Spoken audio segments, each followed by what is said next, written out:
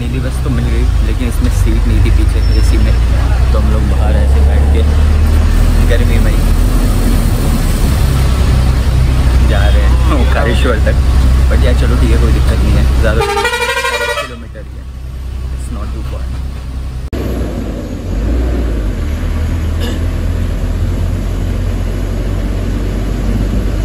ओंकारेश्वर से अब कुछ ही दूर हैं हम, और अभी रुके हैं ढाबे पे, और ये रही हमारी बस पीछे।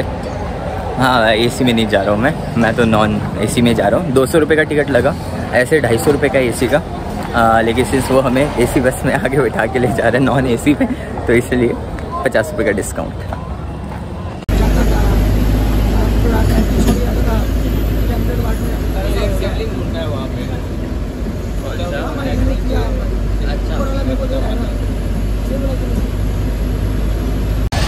तो आज तो जुगाड़ी सीटें ही मिल रही हैं। अभी बस वाले ने उतारा है लगभग 12 किलोमीटर दूर ओंकारेश्वर मंदिर से, क्योंकि आगे रास्ता कोई बंद है, आगे तो पता चलेगा कि रास्ता बंद नहीं है, ऐसे ही है। बट हमारी सीट ना कोई हाथ ही ऑटो है पीछे, मिल जाएगा ऑटो, और ऑटो की जो पिछली वाली सीट होती है उसको लटका के हम लोग बैठेंगे, ऐसे जाने वाले।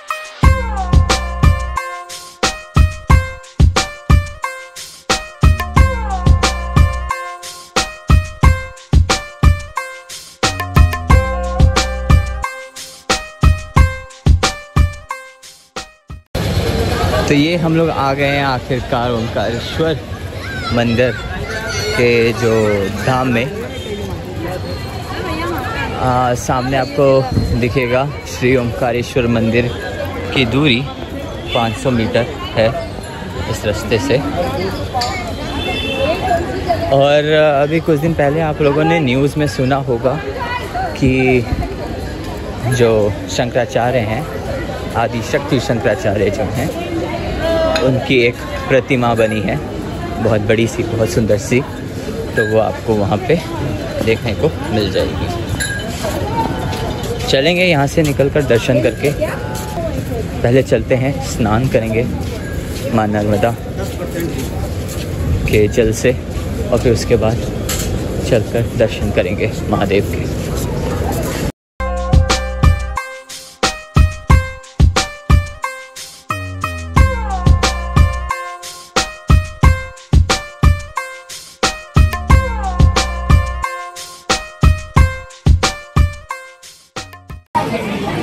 तो ये आके हम लोग लग चुके हैं लाइन में, और काफ़ी लंबी लाइन है यार। मतलब लोग कह रहे थे 10-20 मिनट में दर्शन हो जाएंगे, तो पता नहीं वो 10-20 मिनट क्या है, कैसे हैं। चलिए वैसे देखते हैं बाकी। तो ये हम लोग आ चुके हैं अब नर्मदा के घाट पे। तभी मैं जिस लाइन में लगा था वो लाइन डायरेक्ट मंदिर तक जा रही थी, तो यार मुझे मतलब नर्मदा में स्नान करके ही जाना है दर्शन करने के लिए, ऐसा मैंने सोचा था। तो इसलिए मैं वापस आ गया लाइन से निकलकर, और यहाँ पे अब एक बार स्नान करते हैं, देखते हैं स्नान करने का क्या तरीका है, कैसे करना है। उसके बाद फिर हम जाके वापस से उसी लाइन में लगेंगे जिस लाइन से निकल कर आए हैं। जाके अभी लंबी चौड़ी भीड़ है, बट कोई नहीं, चलेगा उतना। तो चलिए चलते हैं आगे। तो मेरा स्नान तो हो गया नर्मदा नदी में, अब वक्त आ गया है दर्शन करने जाने का। पानी बहुत गहरा था, तो मुश्किल से 1 या 2 सीढ़ी तक ही आप अंदर जा सकते हैं। उसके बाद इतना गहरा पानी है कि मुश्किल हो जाएगा, तो इसलिए कम पानी में ही किसी तरीके से स्नान करके अब निकल चला हूँ मैं भगवान के दर्शन करने के लिए। तो चलिए मिलते हैं, अभी चलेंगे, लाइन में लगेंगे, उसके बाद मुलाकात होगी एक बारी।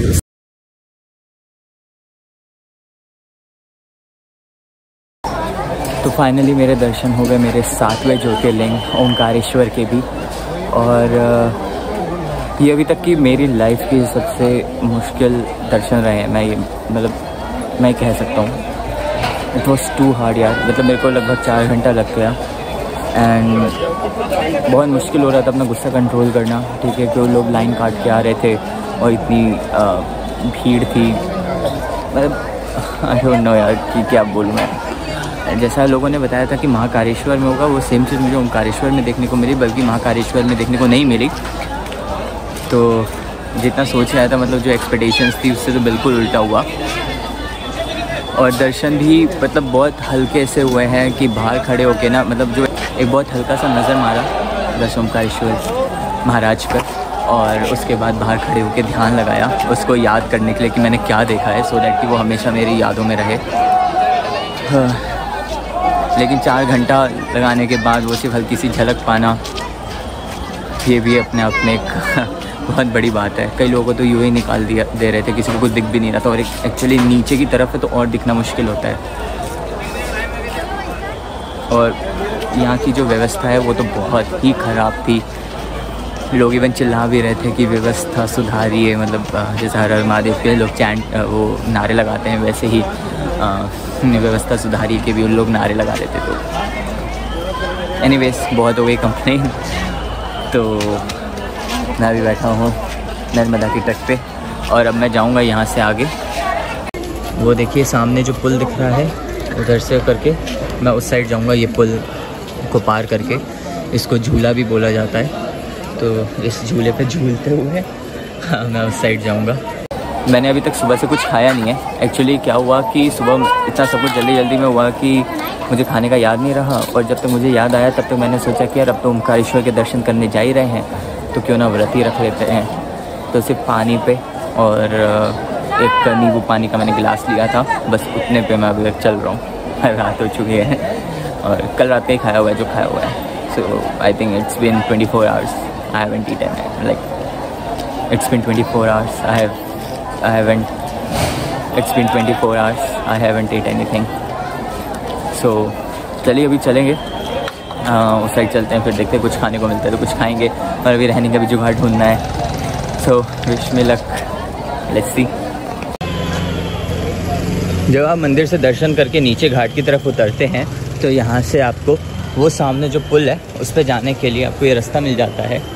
और आपने ये इंटरनेट वगैरह पे भी देखा होगा ओमकारेश्वर की वीडियोस में लगभग कि ऐसा एक रास्ता होता है जहाँ पे की लाइट भी नहीं है। यहाँ पे लिखा हुआ है झूला पुल, इसका नाम है। झूला पुल जाने का मार्ग आपको दिखा नहीं होगा क्योंकि अंधेरा है बहुत ज़्यादा यहाँ पे। बट एनीवेज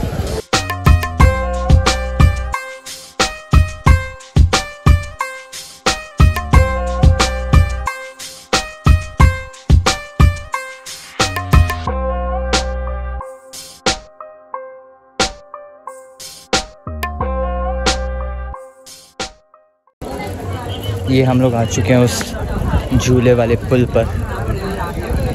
लक्ष्मण झूला, राम झूला जैसे है वैसे ही ये भी झूला पुल है। इसका नाम ही झूला पुल रख दिया गया इसलिए।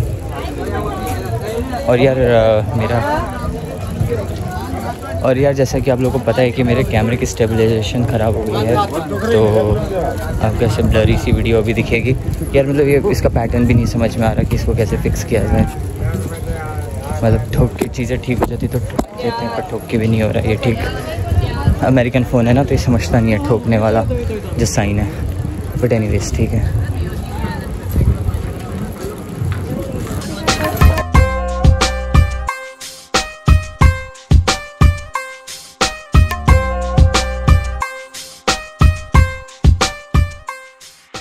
मैं इस पुल से गुज़र रहा था तभी एक हवा का झोंका आया और उसने मेरे चेहरे को ऐसे सहलाया कि जैसे सारी थकान एक ही बारी में उसने खींच ली हो।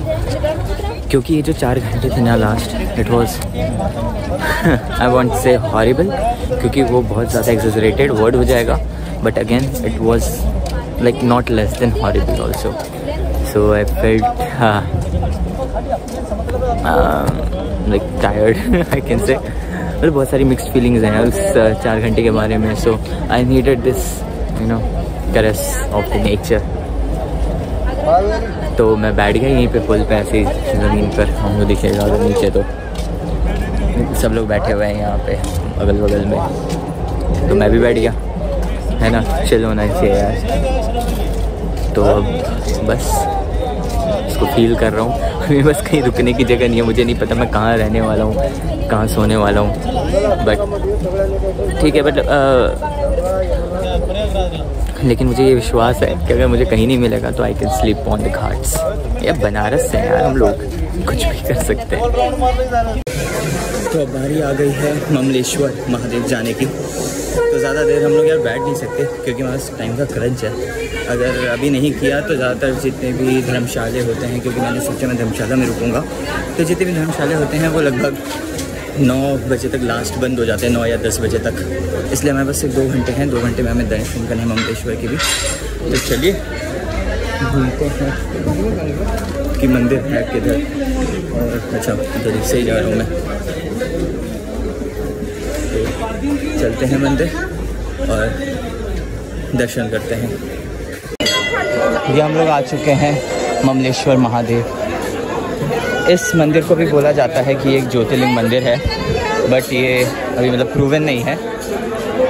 और इस मंदिर में कोई वीआईपी व्यवस्था नहीं है, तो इसलिए नॉर्मल लोगों की तरह आपको सबको जाके दर्शन करने होते हैं। चलिए फ़ोन रखते हैं, फटाफट से दर्शन करते हैं, फिर आपसे मिलते हैं। थोड़ी सी और लाइन यहाँ पे लगनी पड़ेगी ममलेश्वर ज्योतिर्लिंग के दर्शन करने के लिए, बट ये काफ़ी छोटी है, ये अभी हो जाएगा 10-20 मिनट में। वीआईपी लाइन ना होने की वजह से, मतलब वैसे तो भीड़ भी कम थी, तो वीआईपी लाइन का होना ना होना कोई मतलब ही नहीं था, बट वैसे बहुत ही प्यारे दर्शन हुए शिवलिंग के। और अभी मैंने पूछा है तो आरती है 8:40 पर, तो अभी मैं जाता हूँ, कुछ खाता हूँ और फिर मैं 8:40 पर वापस आऊँगा आरती में भाग लेने के लिए। तो मंदिर से निकलकर और कुछ खाने के लिए ढूंढते ढूंढते मैं आ चुका हूँ एक छोटे से ढाबे पे, और ये प्रॉपर ढाबा ही है, जीत भोजनालय। और तो यहाँ पे थाली है 120 रुपये की, उसमें काफ़ी सारे आइटम गिनवाए हैं मुझे, तो हम जस्ट वेटिंग उसमें से क्या क्या देता है।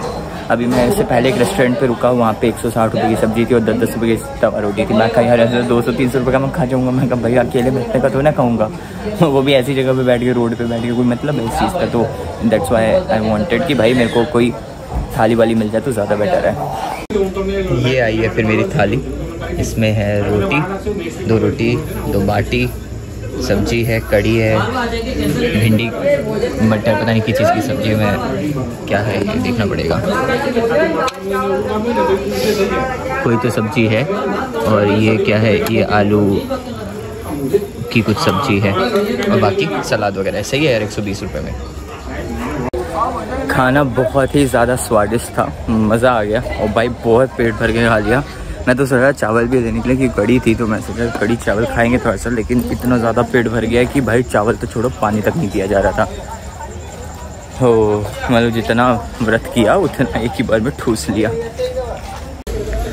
अब वक्त है एक धर्मशाला में अपनी जगह बनाने का। अब जैसे जैसे रात बढ़ेगी वैसे वैसे चांसेस कम होते जाएंगे धर्मशाला मिलने का। तो चलते हैं, पहले देखते हैं कि ममलेश्वर महादेव के जस्ट बगल में एक ये धर्मशाला है, नर्मदीय ब्राह्मण समाज धर्मशाला। ओ भाई साहब, तो ये तो बंद सा लग रहा है कुछ, देखते हैं एक बार, पूछते हैं कोई है कि नहीं। जैसे ही मन में मतलब खुशी आई कि भाई ये तो यहीं मिल गया धर्मशाला, तुरंत अभी जस्ट पता चला है कि इस धर्मशाला में पानी की कमी है, तो इसलिए ये धर्मशाला अभी के लिए तो बंद है। तो अभी तो मैंने वहीं धर्मशाला वाले भैया जी से पूछा कि मुझे बताइए और कहाँ जाना चाहिए, कहाँ मिल जाएगा। तो उन्होंने बताया कि मंदिर के अंदर की तरफ से होकर चले जाओ दूसरे साइड, और वहाँ पे आपको गेस्ट हाउस मिल जाएगा कोई।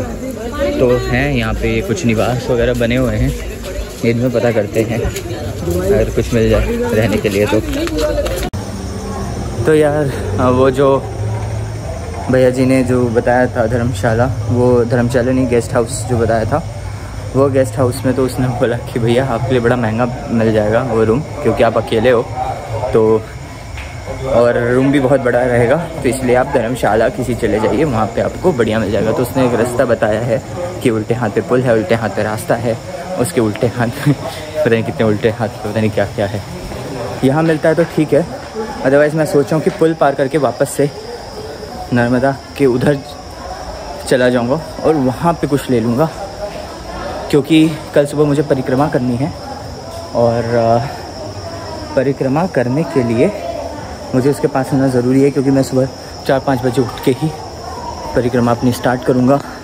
लगभग 4 से 5 किलोमीटर की परिक्रमा है और मैं पैदल ही करने वाला हूँ। ऑप्शन आपके पास दोनों हैं, आप पैदल भी कर सकते हैं, बोट से भी कर सकते हैं। अभी मैं जिनके यहाँ खाना खा रहा था उन्होंने मुझे बताई ये सारी चीज़ें, तो थैंक्स टू हिम। और मैंने उनसे पूछा फिर आपके हिसाब से कैसे करना चाहिए, कौन सा बेटर है? क्या पैदल एकदम मतलब छूटते ही पैदल? क्या बोट में कुछ होता है क्या शॉर्टकट? पैदल में असली पता चलता है। बहुत सारे आपको छोटे छोटे मंदिर देखने को मिलेंगे, काफ़ी मज़ा आएगा। तो मैं कहा ठीक है भैया पैदल ही जाएंगे। वैसे मैं बोट को कंसिडर कर भी नहीं रहा था,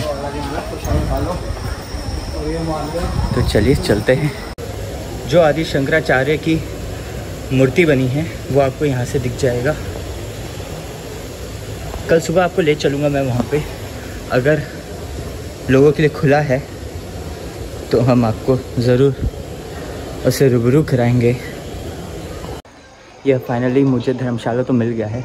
ये है मेरा धर्मशाला, 300 रुपये में रूम है, पूरा रूम ही मिल गया है, जो कि जिसमें जो वॉशरूम है वो अटैच नहीं है, वो अलग से है, कॉमन है, बाहर जाना पड़ेगा। बट यार ठीक है, कहाँ मिल नहीं रहा था, मतलब मुझे ऐसा लगता है कि मैं और ढूंढता तो मुझे और बेहतर मिल जाता, बट फिर मैंने कहा कि छोड़ यार, है ना, कौन इतना परपंच अभी पाले। और क्योंकि अब मैं थक गया हूँ तो मुझे सोना भी है, और कल सुबह मुझे फिर 11 किलोमीटर की यात्रा करनी है, 4-5 किलोमीटर नहीं है, 11 किलोमीटर की जो परिक्रमा है वो है, तो उसके लिए भी तैयार होना है। तो अभी मैं निकला हूँ एक छोटी बोतल कोल्ड ड्रिंक लेने के लिए और पानी भरने के लिए, और उसके बाद हम चलेंगे आराम करने के लिए। तो चलिए मिलते हैं कल सुबह। उससे पहले मैं आपको भी रूम की कंडीशन दिखाऊंगा रूम वापस पहुंचकर।